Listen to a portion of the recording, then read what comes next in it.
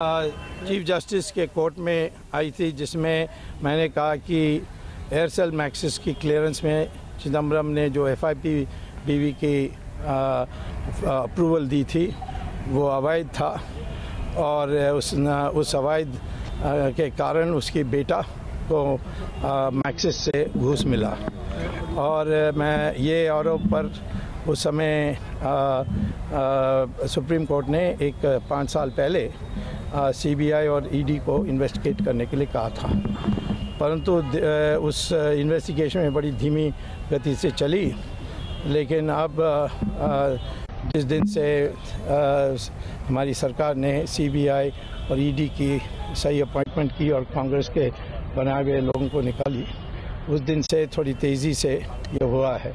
आज CBI ने मेरे ज़रिए एक रिपोर्ट, एक लेटर, चिट्ठी दी सुप्रीम कोर्ट को। मैंने इस चिट्ठी दी थी जो मुझे लिखा गया कि हम FIPB की जो डिसीजन है उसका हम इन्वेस्टिगेशन कर रहे हैं। और दूसरा है कि इन्फोर्समेंट डायरेक्टरेट ने मनी लॉन्ड्रिंग पर स्टेटस रिपोर्ट दिया है, जिसमें मेरी राय में वो कार्ति चिदम्बरम की जो मैंने प्रेस कॉन्फ्रेंस में खुलासा किया था 21 इलीगल बैंक अकाउंट्स विदेशों में और अनेक प्रॉपर्टीज़ जो उसने खरीदा बाप के साथ, उसका विवरण है और उस पर उन्होंने पूरा दस्तावेज पेश किया, ऐसा मुझे जानकारी है।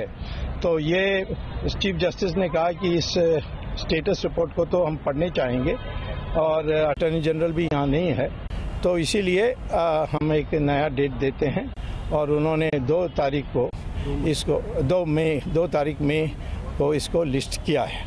और मैं समझता हूं कि चिदम्बरम ने 2 बड़े घोटाला की थी FIPB क्लियरेंस में। एक, उनको अधिकार नहीं था कि 600 करोड़ से ज़्यादा किसी इन्वेस्टमेंट को क्लियर करने अपने आप, और उसने 4000 करोड़ की मैक्सिस इन्वेस्टमेंट को अपने दस्तखत से क्लियर की थी, अप्रूव की थी, जब उसको cabinet committee on economic affairs को भेजना चाहिए था। दूसरा है कि हमारे फॉरेन डायरेक्ट इन्वेस्टमेंट रूल्स के अनुसार कोई विदेशी कंपनी हमारे देश के कंपनी में 74% से ज़्यादा शेयर नहीं रख सकती है। चिदम्बरम ने एयरसेल मैक्सिस मलेशिया के, उन्होंने उसको 100% एयरसेल का शेयर्स खरीदने के लिए अधिकार दिया।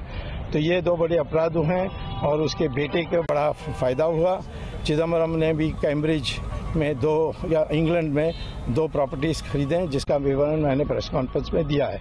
तो कुल मिलाकर के मुझे लगता है कि चिदम्बरम का जो काल है जेल जाने का, वो निकट आ गया है।